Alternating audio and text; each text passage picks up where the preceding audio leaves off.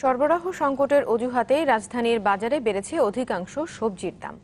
বিক্রেতাদের দাবি, সপ্তাহের ব্যবধানে বেশিরভাগ সবজির দাম বেড়েছে 5 থেকে 20 টাকা। যদিও দাম নিয়ে কোনো অভিযোগ নেই ক্রেতাদের।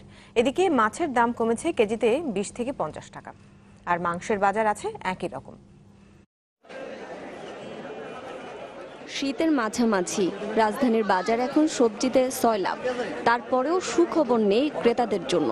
গেল সপ্তাহের ব্যবধানে দাম বেড়েছে বেশিরভাগ সবজির।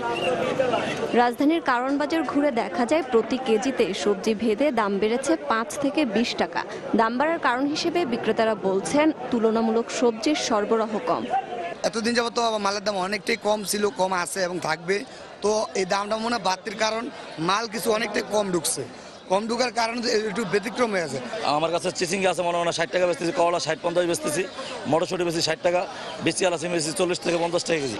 তবে সবজির এই বাড়তি দামেও ওদের যে অনেকগুলো সবজি কিনেছি আজকে, সব মিলিয়ে মনে হচ্ছে সাধারণ জনগণদের কেন সাধ্যের ভিতরেই রিজনেবল বলতে যেটা আমার বাইং ক্যাপাসিটির মধ্যে আছে এখন আপাতত আর কি। সবজির দাম বাড়লেও কমেছে মাছের দাম। কেজিতে 20 থেকে 50 টাকা কম গুনতে হচ্ছে ক্রেতাদের। আমরা যেগুলো আগে 600 বেচতাম, আজকে এগুলো 500 বেচতেছি, মানে একটু অনেক কমছে। আর অন্য মাছের দাম মোটামুটি ঠিকই আছে। এই সপ্তাহে কম হয়েছে, কিছু দাম কম। চাষের মাছ তো এটা একটু দাম কম। তবে দামের ওঠানামা নেই মাংসের বাজারে। প্রতি কেজি গরুর মাংস বিক্রি হচ্ছে 480 টাকায়, আর খাসির মাংস 750 টাকায়। নাসরিন সুলতানা, নিপুণ, চ্যানেল 24, ঢাকা।